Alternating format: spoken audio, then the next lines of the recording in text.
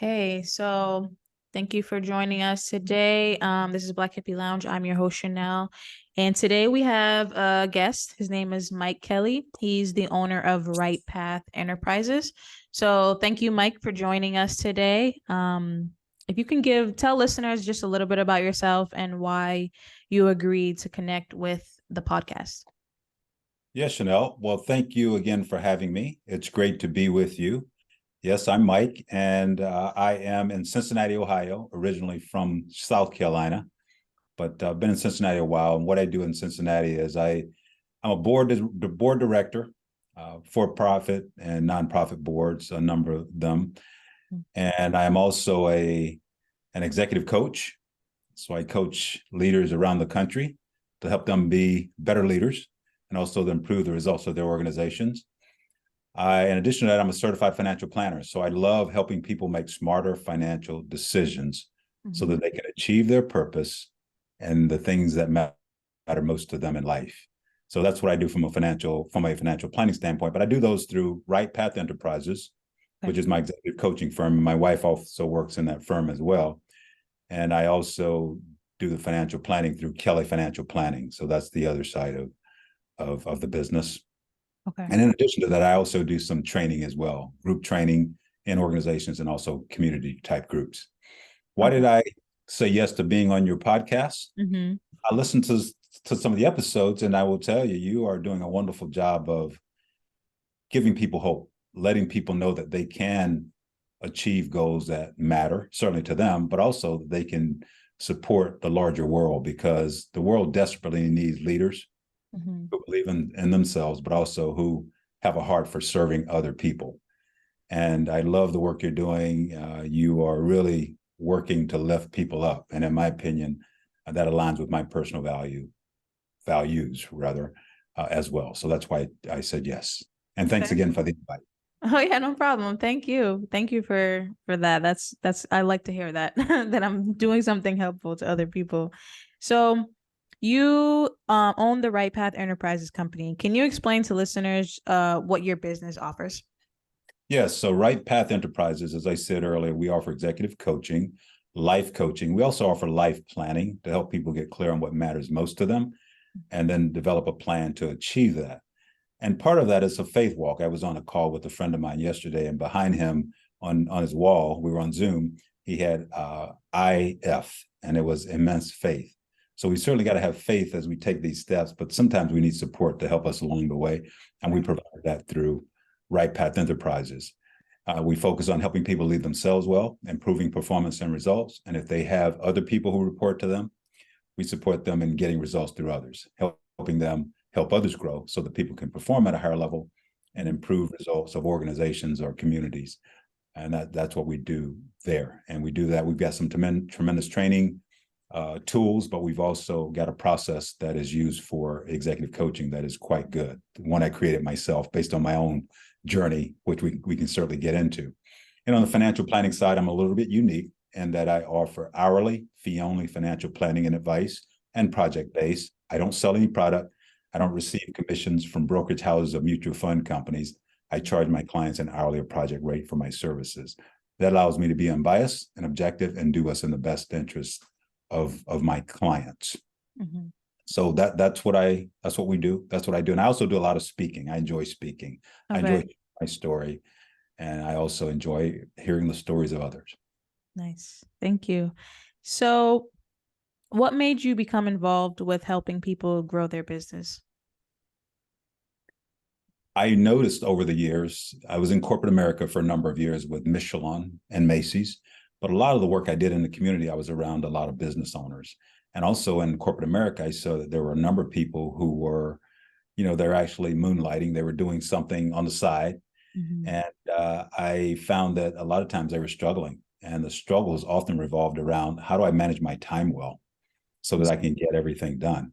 And then when they made a little money, I found that they struggled to know how to deploy those assets or invest those assets in a way that they could grow their business, but also ultimately find freedom, for example, to get away from corporate America, run their own businesses full time. If they're running their businesses, scale over time.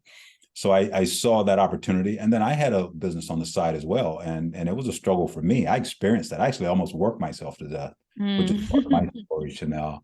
I was just grinding, driving, burning the candle at both ends, and was headed towards anxiety, depression, and under severe stress, headed towards depression. So God got my attention, and He shifted me, and I realized that I needed to live more on purpose rather than just driving and striving for something I hadn't even defined. I hadn't defined success. And I realized that a lot of people around me hadn't either. So we were chasing something that wasn't real in many respects, or maybe wasn't right for us. So I saw that. And when I decided to leave Macy's, I was a vice president with Macy's. I had a team of people spread out across the country, but I walked away from that in 2016 to do what I do. Okay. And I realized that, after what I experienced personally and seen others experience, there's an opportunity here for me to live up my purpose by serving others. Okay. Thank you. So what types of programs and services do you offer to people looking to start or grow their own business? Well, the first thing we do is get clear on why they want to start and grow their own business. And you probably know this well. Business ownership can sound sexy, can sound like the cool thing to do, but it's a lot of hard work. Yeah. I think the media sort of dresses this up to make it sound like everybody should be a business owner. Well, everyone shouldn't be a business owner. What we want to do first off, Chanel, is to determine whether or not a person is wired to be a business owner, because it takes hard work and money doesn't just roll in. Right. So we spend some time up front getting clear on the why. Why do you want to do this? Is there another way to do this other than business ownership, or is now the right time? So we spent some time going through a sort of a life planning process. How will this business help you achieve the other goals that are more important to you than just this business? Because you know very well, and I'm sure all the listeners know this, when you think about a wheel of life, your firm or your business is just one piece of that. You've got your family, you got your faith, you got your fitness, managing your money well, you've got friends. So how do you make sure you're allocating time to all these things? So building a plan can help us get there. I heard this quote by a lady named Germany Kent, and the quote goes, "No plan plus no action lead to no results." So we start by building a plan, and once we build that plan, we know what the goals are. Then what are the steps that we need to take over time? And I help them get clear on that. And I also introduce my clients to various resources. Like there are a lot of free resources out there. Small Business Development Center. You've got different state groups that help, and there are a number of retired executive associations where they provide free counseling. You've got the Urban League. You've got all kinds of organizations that provide support. So we want to take advantage of those organizations and that type of support as well. In addition to continuing to learn, I challenge clients to don't stop learning. Be a lifelong learner. Read everything you can get your hands on, including the Bible, and make sure that you're continuing to grow so that as your business continues to scale, you're growing with your business and you're not working harder than you need to in order to make this thing successful. Then ultimately, as they start to add people, we get into how do you lead your people well?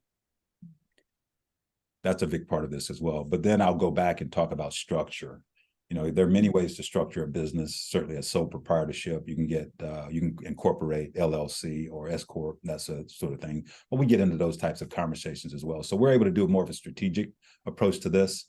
And then we get tactical as we move forward. Okay. I love that. So you're an author as well. In your book, Leaderfluence, you guide readers on topics like setting and acting on meaningful goals. How can people act on goals even when they face many obstacles and things don't seem to be working? Well, that's a big part of growth, right? Things aren't working. We have the most success. In my opinion, we experience the most success when things go wrong, when we fail. So we got to be okay with failing. But when things go wrong, we've got to step back and take another look. Are my goals clearly defined? There's a quote by a guy named Paul J. Meyer. He says, if you're not making the progress that you would like to make and are capable of making, it's simply because your goals aren't clearly defined. Or you're not patient enough, I would add as well. And, you're not trusting enough in a higher power. But I would say around goals, what I do is we help people set goals the right way. When we set goals so often, we tell people you're told to set a SMART goal: specific, measurable, attainable, realistic, time bound. And so often we do that. And then we stop. There's so much more. I challenge my clients to think about the losses to be avoided the things to be gained from setting this particular goal, whatever it might be. Say if a goal was to lose a certain amount of weight, what are the things to be gained, the losses to be avoided by doing that? Then what I challenge them to do is to take a sheet of paper and put 2 columns on the paper. One column is for obstacles that will present themselves. The other is for solutions for each of those obstacles. So I challenge clients to think about the obstacles that will present themselves. Well, if it's losing weight, it could be, I like honey buns, or I like hamburgers, or whatever. So you list all those things, or I don't have support, or whatever. And then in the solution side of that, what are solutions to those obstacles? So we want to think up front about obstacles, because no matter what we do, even you running your podcast and doing the great work you're doing, you got to expect things to go wrong. Right. Think about it up front. When they happen, where it's a little bit easier to navigate. So they go through that. Then I challenge them to write down action steps. What steps are you going to take, by when, and who's going to hold you accountable? So then we write action steps with dates that relate back to that goal. And then I challenge them to think about success, affirmations. I have lost 15 pounds. I have lost 20 pounds, and I feel great. Write those things down, and even get a picture of yourself when you were smaller and post it somewhere, visualization, so that you can see yourself there. And then over time, as you're making progress, you want to measure, you want to track that progress, but you also want to celebrate the success that you will experience. And then that's going to motivate you and give you the energy that it takes to tackle larger, more complex, more challenging goals. Failure is not final. Right. Failure is just one of those, I would call it one of those small bumps along the way. And when we fail, if we learn and we approach it properly, we can grow. So that's what I like to walk clients through. And I also share my own journeys with that, because it took me hitting the wall myself in order to start to get some of this stuff. It didn't just happen. And I still have to remind myself as I'm on this journey when things don't go right. Yeah, that makes sense. I love that too. Like, kind of preparing them for potential mishaps so that they're not panicking when it does happen, and kind of already having that, at least somewhat of a plan in motion, like to keep them going. So I like that. What influenced you to write Leaderfluence, and who do you suggest reading it and will benefit from it? So what motivated me to write the book was because of my own journey, and I shared a little bit of that with you. I'm a first generation college student, went to college, and I got a business degree, came out of college, grew up in South Carolina, poor from a resource standpoint, but I had a wonderful life. But I really had to work hard to navigate various avenues, and I didn't have an understanding of how to navigate them. So that led to me putting a lot of pressure on myself and trying to figure things out that challenged me to fail and learn. And I did have people come around, supported me. My parents certainly supported me, aunts supported me, uncles and others. And I also had people in the university who supported me, a university that I was just finished the term as chair of the board there, which is a whole nother story. But anyway, going through all these things, failing, and then getting into corporate America. And as I worked in corporate America and I got more responsibility, there weren't a lot of Black people. There weren't a lot of people who looked like me. I'll say that. I had to I put a lot of undue pressure on myself to really be excellent. What I considered being excellent and being successful, working hard. So I worked hard, and I got to the point where I gained 30 pounds. I wasn't sleeping very well. I was working 40, 50 hours a week, and I actually 50, 60 hours a week, but I was quote unquote having success, hadn't defined success. And that led me on this path of becoming stressed, headed towards depression. Right. And I kept running to the doctor. I remember when that occurred. I was running to the doctor. I was like, "Hey, doctor, my head aches. I can't sleep well." He kept giving me things. It did not help me. Finally, he said, "We got to scan your head to make sure you don't have any medical issues there." So they did. There was nothing, but he said, "You're under severe stress, headed towards depression." God got my attention, and that led me to step back and refocus and partner with a couple of people. And one of the things I realized was I hadn't defined success for myself. Success at that point for me was about pleasure, prosperity, power, prestige, position. And that's not really what I wanted, but that's what everybody else was going after. So that's what I was going after. But I realized success for me is becoming all God designed me to be. So through all that, I realized that we've got to take more of a strategic approach to life. We got to begin with the end in mind. When we hear strategic planning, it's often around business. Right. What if we thought about that in the context of our lives? What if we began with the end in mind? What if we realized what we were led to believe that's leading us down the wrong path? And what if we started to question those things? And what if we got a picture of what we wanted life to look like at 100 years old when we were looking back over our lives? Mm-hmm. And what if we then started to get an understanding of what our purpose is? Each one of us has a purpose. And then develop a mission statement around that. Mm-hmm. Very few people have a mission statement, something that if someone woke them up in the middle of the night, they could repeat it. And this is in my book because I didn't at the time. So I've created a mission statement since that time, which is use my God-given leadership, analytical, financial skills to help my family and others grow to become all they're designed to be, while continuing to grow myself. All my goals evolve from that, and the Faith, Family, Fitness, Finances Fund from Friends Areas of Life, and my action steps relate to those things. And I'm able to do what I just talked about from a goal setting standpoint. And I put all that in my book. So this book is for anyone who's looking to achieve their full potential, anyone who's looking to live on purpose and help others do the same. The world needs all of our gifts. Right. This book challenges us to take more of a strategic approach to life, as opposed to being directed by the media and all the other mixed messages that we have on TikTok, Facebook, all these places that lead us down paths that we might not necessarily want to travel. Mm-hmm. It challenges us to think and still have faith, trust, but move forward, understanding that we each have a purpose and that will be fulfilled. Right. No, I like that because I feel like that's what I talk about on the podcast too, like knowing your purpose and what makes you happy and what's for you versus like you said, doing what society tells us makes us successful or is going to make you happy. So I love that. What about supporting and working with clients inspires your passion to do your work? And how do you stay motivated in growing your organization? I stay motivated by celebrating the success of my clients with them. We're on a journey and I can see people shifting and they're changing, they're hitting milestones, and I'm able to be a cheerleader. It just pumps me up. It makes me excited because it aligns with my mission, helping others grow, become all they're designed to be. I get joy out of seeing people achieve things that matter to them, and then they go support other people. That to me is what this is all about. And the more I see that, the more it is a reminder to me that I am doing the work I'm supposed to be doing. And that I love doing. Yeah. And one of the things too, when it comes to time, being able to invest my time in this in a way that allows me to really give people the time that they need and deserve is something that I love. So being able to run my own business, being able to set my calendar, being able to use my time as a real resource so that I can go deep with clients and teach them to do the same thing. So it's just really helping people achieve success. And sometimes it takes time, but we want to enjoy that journey while we're together and not just let it be. Even when it's hard, we can still enjoy it because we know there's a bigger purpose, a bigger picture that we're after.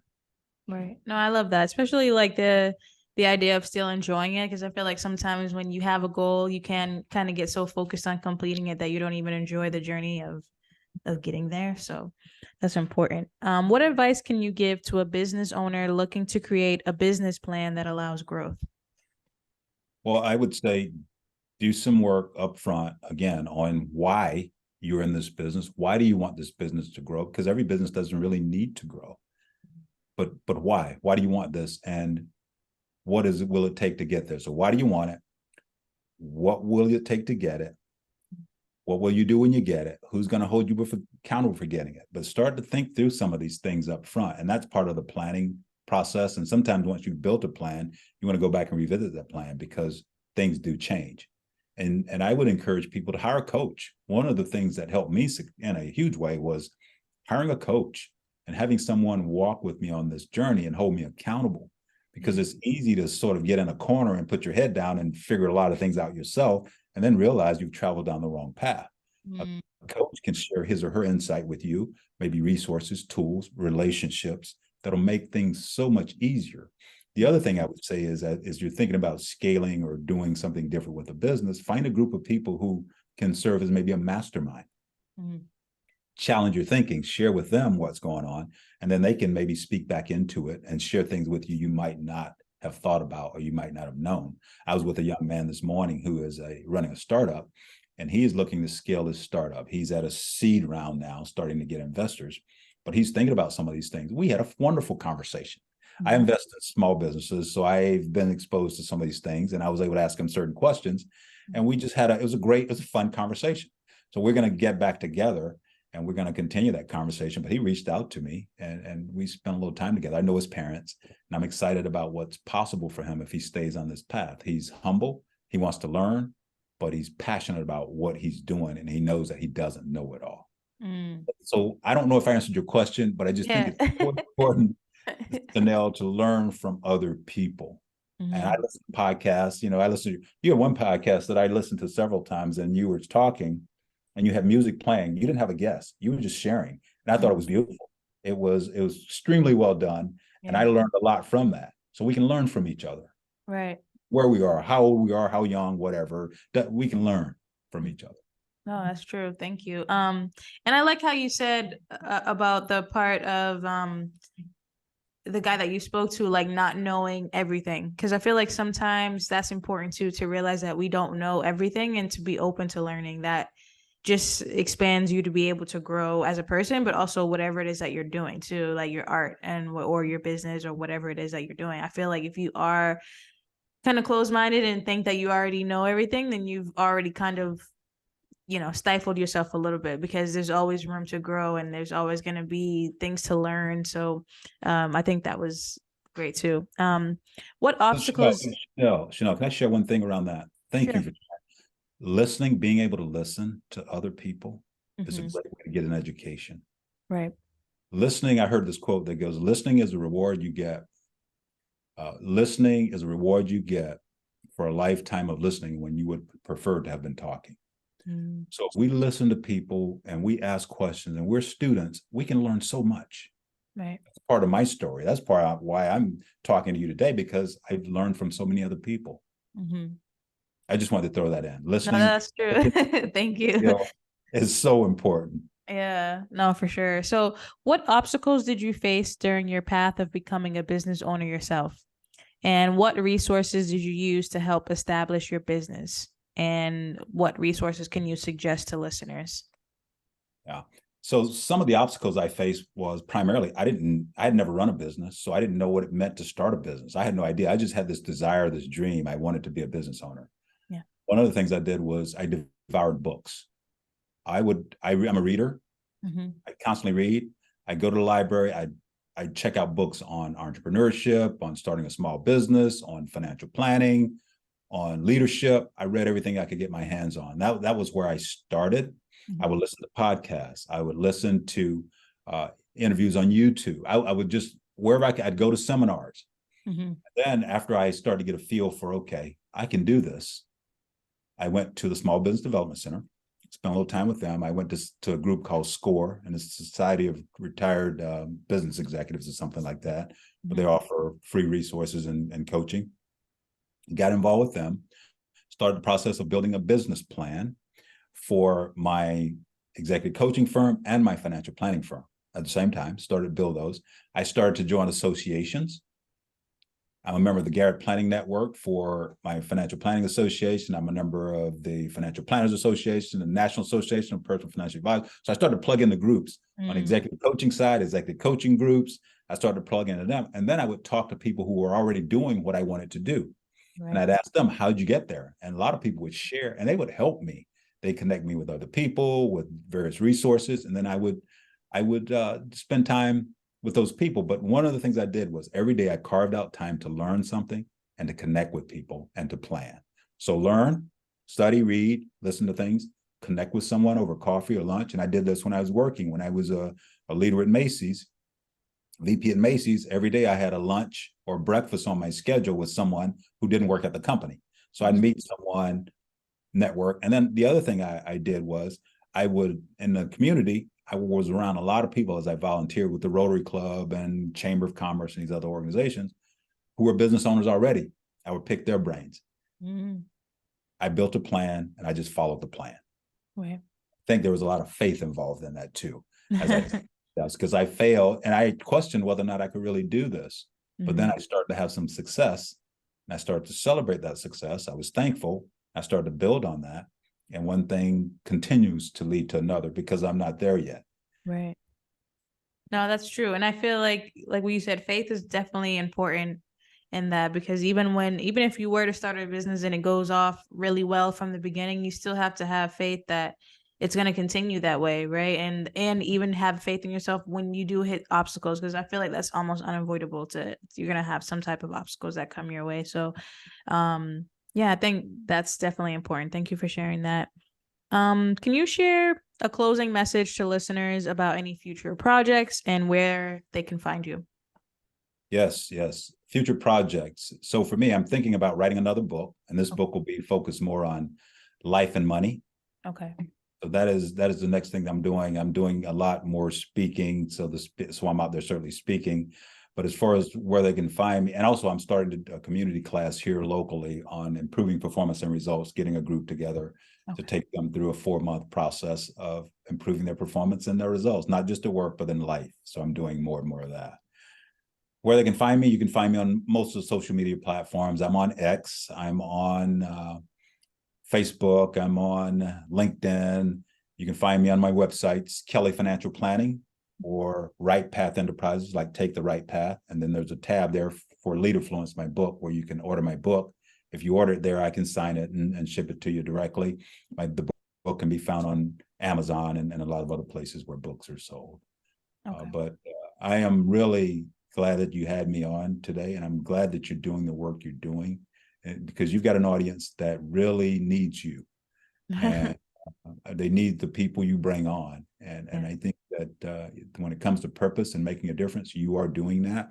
So I just want to encourage you to keep doing it. And I want to encourage the listeners to think about the places where you live, work, and play. What is your purpose, and how can you live on mission and do the things that Chanel's modeling and that I'm still on the journey of doing personally. Right. Thank you. Thank you so much, Mike. Thank you for being able to come on as a guest. I feel like a lot of the things that you shared with listeners, they will really appreciate. Feel like definitely I took some notes of some gems that you dropped for me. So yeah, I think this was a great interview. And again, thank you for coming on. I will post the episode on YouTube and usually like on TikTok and Instagram. I'm not sure if you have Instagram, but I'll still make sure that I share information so that people can find you.